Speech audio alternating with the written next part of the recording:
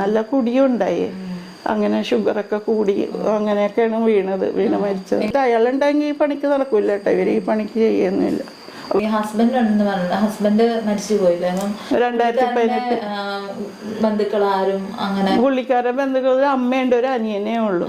അപ്പൊ എന്താന്ന് വെച്ചാ ഇവിടെ വീട്ടിൽ അവരൊക്കെ വന്നത് ഇഷ്ടമല്ല. എൻ്റെ അമ്മ മരിച്ചിട്ടും കൂടി അറിയിക്കാൻ സമ്മതിച്ചില്ല.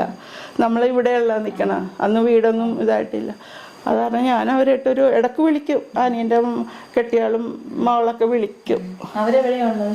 അവര് പെരുമ്പാവൂര്. നിങ്ങള് സ്നേഹിച്ച കല്യാണം കഴിച്ചാണോ? വീട്ടിൽ നിന്ന് ഇതും കൂടെ ഇടയിൽ നിന്ന് രക്ഷപ്പെടാൻ വേണ്ടി പോയതാ.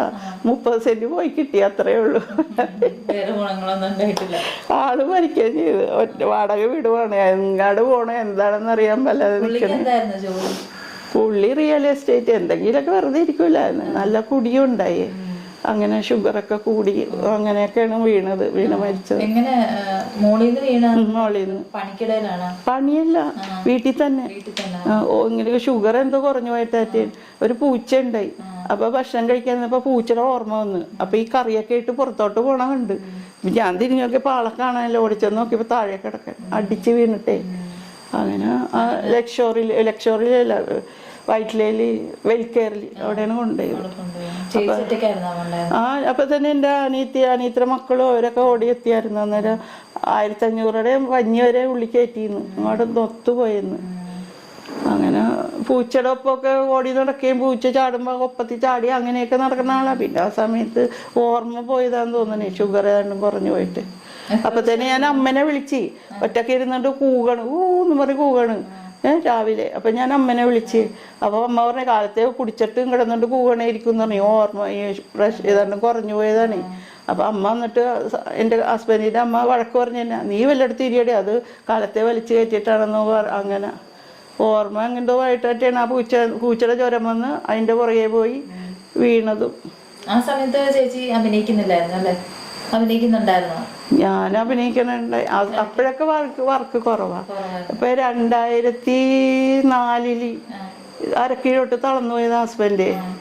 ഈ ചിക്കൻ പോക്സിന്റെ ഇൻഫെക്ഷൻ വന്നിട്ട് അന്നും ഒത്തിരി ആരും ഇല്ല, ഞാനൊരാള്. പിന്നെ അത് സംസാരിക്കായിരുന്നു തളർന്നു പോയെങ്കിലും. അങ്ങനെ കുറെ ഒരാഴ്ച 2 ആഴ്ച അമൃതയിൽ കിടന്ന് അങ്ങനെ ശരിയാവില്ലെന്നാ പറഞ്ഞ. 2 അടി നടക്കും, താഴത്തോട്ട് ഇരുന്ന് പോവും. ഇങ്ങോട്ട് ഇതായിപ്പോ ദ്രവിച്ചു പോയി അരക്ക് കീഴോട്ടെ. പിന്നെ ഈ ഇങ്ങനെ ഒറ്റടി നടന്നും പിടിച്ചു. അതിന്റെ മരിക്കണ വരെ വയറ്റിൽ നിന്ന് പോണതൊന്നും അറിയില്ലായിരുന്നു. എല്ലാം ചെയ്തുകൊണ്ടിരുന്നു. എന്നാലും നമുക്കൊരു അന്തിക്കുട്ടിന് ഒരാളുണ്ടായല്ലോ. അതാണ് വിഷമായി. അതല്ലെങ്കിൽ ഞാൻ എൻ്റെ വീട്ടിലോട്ടൊന്നും ഞാൻ വരില്ല, ഒട്ടും വരില്ല. എനിക്കറിയാലോ എൻ്റെ വീട്ടുകാരെ. പിന്നെ അവര് എന്നെ പഴയതുപോലെ തന്നെ എന്നെ കൊണ്ട് പണിയെടുപ്പിച്ച് എല്ലാവരും തിന്നാനിരിച്ചു.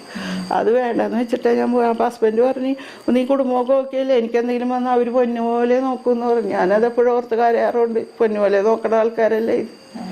എന്തെങ്കിലും കയ്യിലെന്തെങ്കിലും ഉണ്ടെങ്കിൽ ആവശ്യം അയാളുണ്ടെങ്കിൽ ഈ പണിക്ക് നടക്കൂല കേട്ടോ, ഇവർ ഈ പണിക്ക് ചെയ്യുന്നില്ല.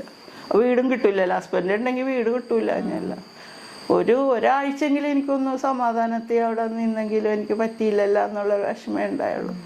അത്രയും സഹതാപമായിരുന്നു എനിക്ക് ഇവരോടൊക്കെ. പിള്ളേരൊക്കെ എല്ലാതും കല്യാണം കഴിച്ചപ്പോൾ അവരുടെ വീട്ടുകാരാണെങ്കിലും വീടില്ല എന്നുള്ള ഒരു ഇതൊക്കെ ഉണ്ടാവില്ലേ.